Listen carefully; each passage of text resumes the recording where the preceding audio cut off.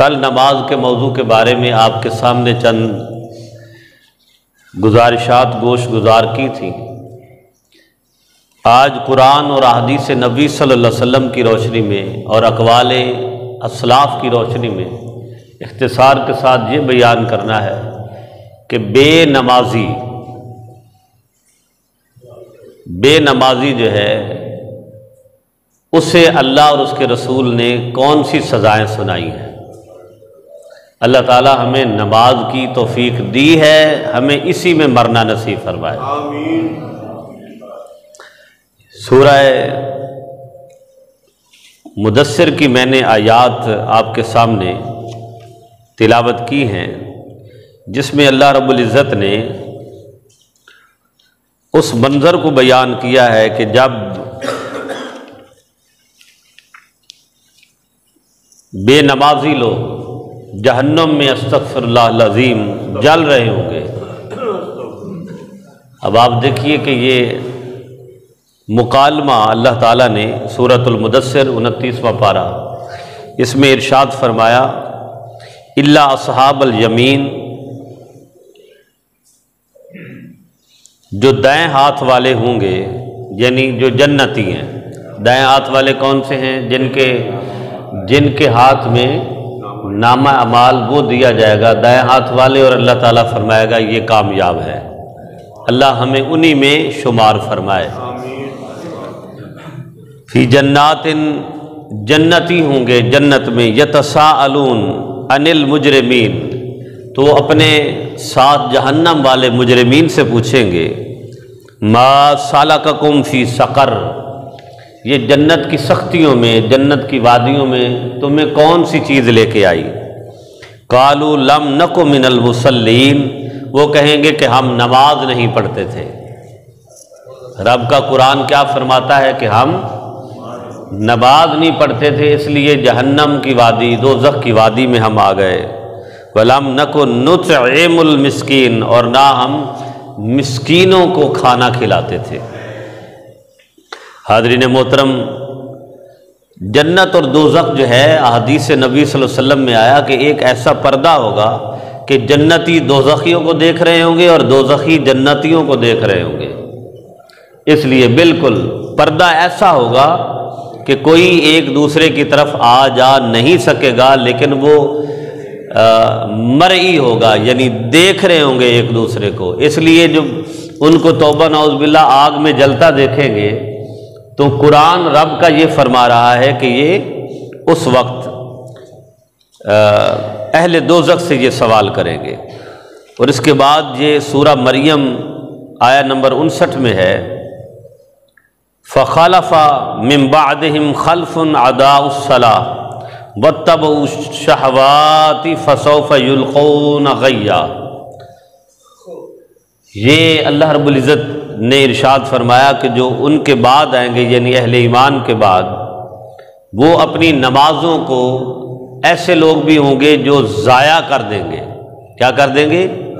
ضائع کر دیں گے۔ فَاتَّبَعُوا الشَّهَوَاتِ، اور وہ اپنی خواہشات نفس کی پیروی کریں گے۔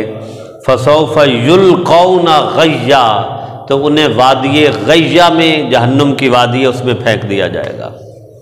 اس طرح سورہ ماعون کے اندر بھی اللہ رب العزت نے ارشاد فرمایا، فَوَيْلٌ لِّلْمُصَلِّينَ الَّذِينَ هُمْ عَنْ صَلَاتِهِمْ سَاهُونَ، کہ ویل یعنی بربادی ہے ایسے نمازیوں کے لیے جو اپنی نمازوں سے غافل ہے۔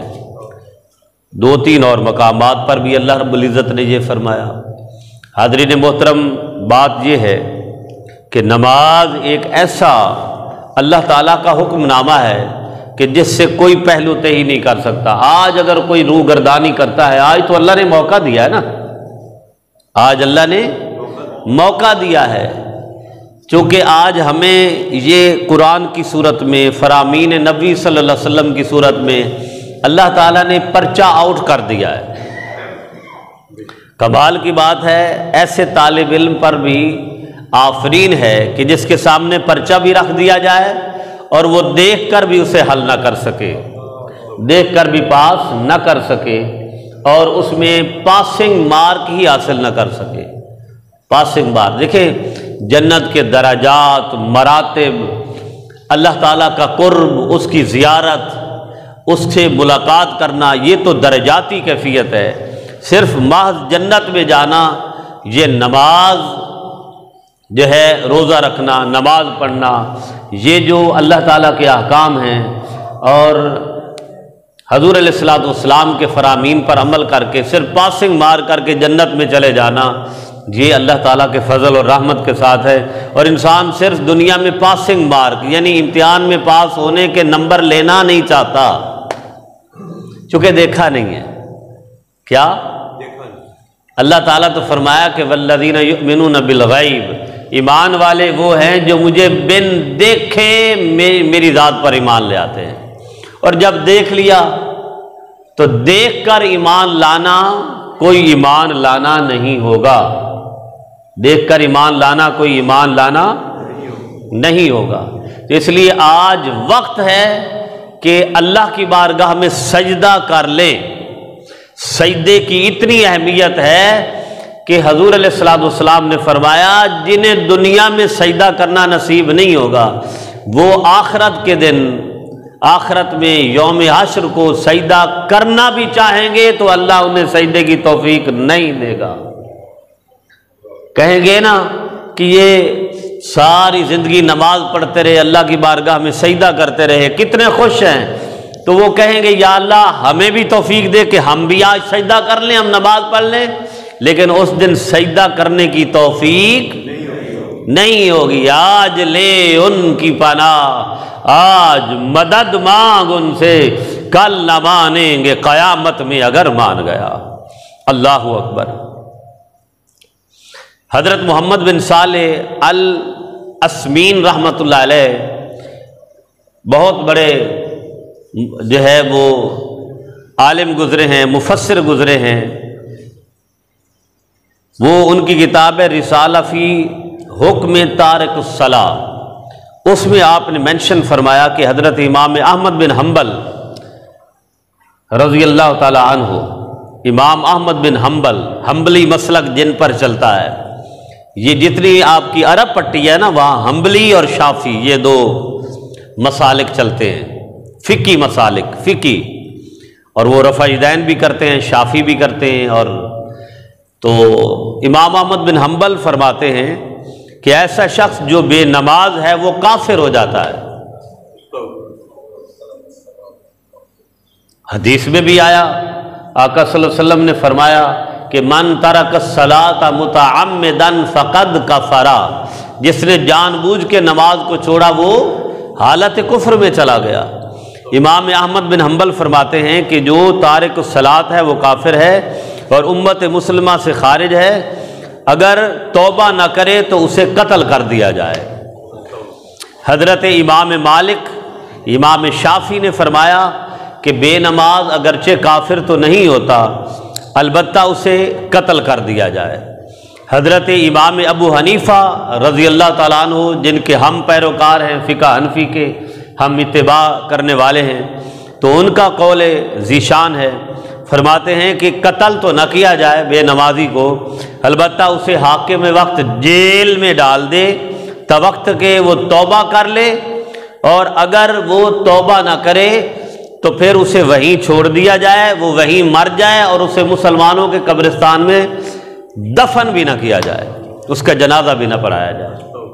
اب یہ دیکھ لیں کہ یہ وہ ائمہ کرام ہیں جن کے سامنے نماز کی اہمیت سامنے ایسے کشف کے ساتھ لا کے رکھ دی گئی تھی، جن کو پتہ تھا کہ بے نمازی کے ساتھ اللہ تعالیٰ نے توبہ نعوذ باللہ کیا حشر کرنا ہے اور کیا انجام پہنچانا ہے۔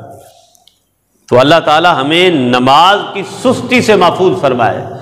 بے نمازیوں، آج مزے لوٹنے والوں، آج 5 وقت اللہ کی بارگاہ سے صدائیں بلند ہوتی ہیں، اور جو نماز پڑھنے نہیں آتے ان کے لیے بہت بڑی ویل ہے، بربادی ہے، سقر ہے، پریشانی ہے، رب ذوالجلال کی بارگاہ سے عذاب ہے۔ اور تمہیں اور ہمیں مبارک ہو کہ جنہیں اللہ نے 5 وقت اپنی بارگاہ میں سجدہ کرنے کی توفیق دی ہے، اور اسی پہ مستقیم رہنا۔ کوئی کاروبار، کوئی دنیا کی مصروفیت، کوئی شغل، کوئی دنیا جہان کی کوئی مصروفیت آ جائے تو لوگوں جب نماز کا وقت آئے تو یہ نہ کہنا کام کو کہ یہ کام کا وقت ہے، بلکہ کام کو کہنا کہ یہ وقت نماز ہے، میں نے اپنے رب کی بارگاہ میں سجدہ کرنا ہے۔ قبر کے اندر یہ سجدہ بڑا کام آئے گا، جب بندہ تنہا ہوگا، کوئی نہیں، جیسے میں نے کل بھی عرض کیا تھا، یہ سجدہ کہے گا یا اللہ اس ماتھے کو تو جہنم میں پھینکے گا۔ تو یہ سجدہ یعنی نماز ہی ہمارے لیے اللہ کی بارگاہ سے بخشش و مغفرت کا بہترین سبب بن جائے گا۔ اللہ اکبر۔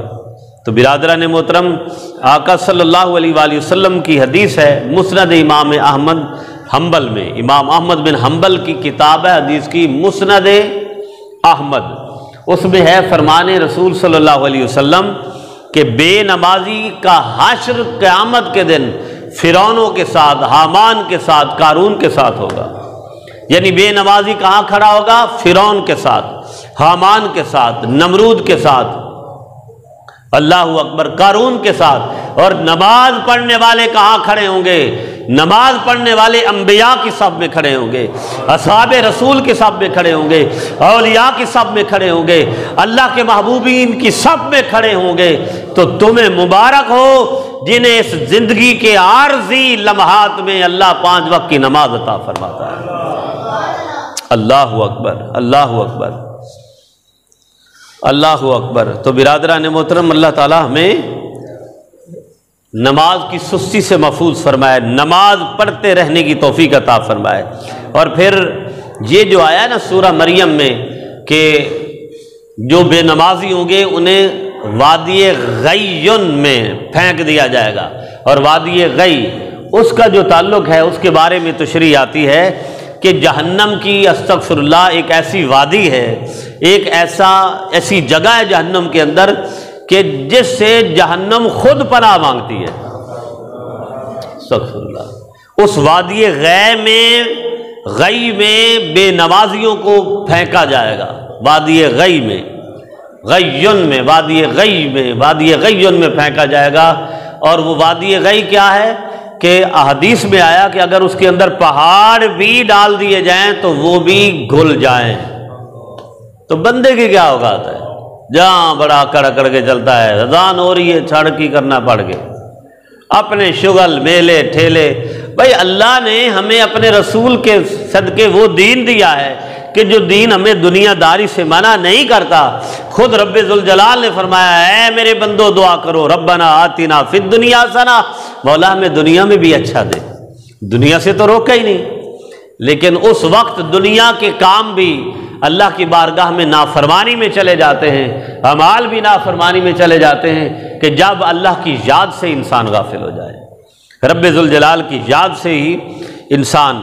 اور پھر ویل بھی جیسے فرمایا نا کہ فویل للمصلین الذین هم عن صلاتهم ساہون، کہ ویل بربادی ہے ان نمازیوں کے لیے جو اپنی نماز سے غافل ہے۔ تو ویل جہنم کی ایک وادی ہے، اور اس کے بارے میں بھی حضور علیہ الصلوۃ والسلام نے ارشاد فرمایا کہ ویل بھی جہنم کی وہ وادی ہے، توبہ نعوذ باللہ، کہ جو پہاڑوں کو بھی گلا کے رکھ دیتی ہے۔ برادران محترم، حضرت امام غزالی رحمۃ اللہ علیہ نے اپنی کتاب مکاشفۃ القلوب، آپ کی کتاب ہے احیاء علوم جنہوں نے لکھی، حضرت امام غزالی رحمۃ اللہ علیہ، وہ فرماتے ہیں کہ حضور علیہ الصلوۃ والسلام نے فرمایا کہ جہنم میں ایک وادی ہے جس کا نام ہے لم لم۔ وادی کا نام کیا ہے؟ بولیے، لم لم، جہنم میں وادی ہے۔ آقا علیہ الصلوۃ والسلام نے ارشاد فرمایا تارکین نماز کے منہ کالے کیے جائیں گے، استغفر اللہ، منہ کالے کر کے اس جہنم کی وادی لم لم میں ڈال دیا جائے گا۔ اور وہ وادی لم لم کیا ہے؟ جس میں اتنے بڑے سانپ ہیں جن کی جسامت اونٹ جتنی ہے، اونٹوں جتنی ہے، اور اللہ تعالیٰ معاف فرمائے ہر سانپ اونٹ جتنا موٹا ہے، اور اللہ اکبر، اور ایک ماہ کے سفر کے برابر جو ہے وہ اونٹ لمبے، وہ سانپ وادی لملم کے لمبے ہیں، اور وہ جو بے نمازی کو سانپ ڈسے گا تو اس کا زہر 70 سال تک نمازی کے جسم میں جوش مارتا رہے گا اور اس سے اس کا گوشت گل سڑ جائے گا۔ یہ حدیث رسول صلی اللہ علیہ وسلم ہے۔ تو برادران محترم، بات یہ ہے کہ بہت مشکل وقت ہے بے نمازی کے لیے۔ کس کے لیے؟ اور آپ مقدر والے ہیں، صرف رمضان میں ہی نمازی نہ بنے، بلکہ یہ دعا کرنی ہے کہ یا اللہ ہمیں ساری زندگی کا پکا نمازی بنا دے، جو مرضی ہو جائے یا اللہ نماز ہم سے نہ چھوٹے۔ اور ایسے بھی ہیں جنہیں اللہ نے نماز کی عادت اور توفیق ڈالی ہے کہ بستر مرض پہ بھی پڑے ہیں پھر بھی نماز نہیں چھوڑتی، ان کا دل ہی نہیں کرتا کہ میں نماز چھوڑوں۔ تو میرے برادران محترم، یہ نہ سوچنا کہ ان اللہ غفور الرحیم، بے شک وہ رحیم ہے، وہ تو مہربان ہے، مگر ان اللہ علی کل شیء قدیر بھی ہے۔ جہاں ان اللہ غفور الرحیم ہے وہاں ان اللہ علی کل شیء قدیر بھی ہے، کہ جب اس کے عدل اور ترازو کا جب پیمانہ قائم ہوگا تو پھر اس کے سامنے کوئی عذرداری اور بہانے داری نہیں چلے گی۔ اللہ ہمیں 5 وقت کا نمازی بنائے۔ وما علیہ الا البلاغ۔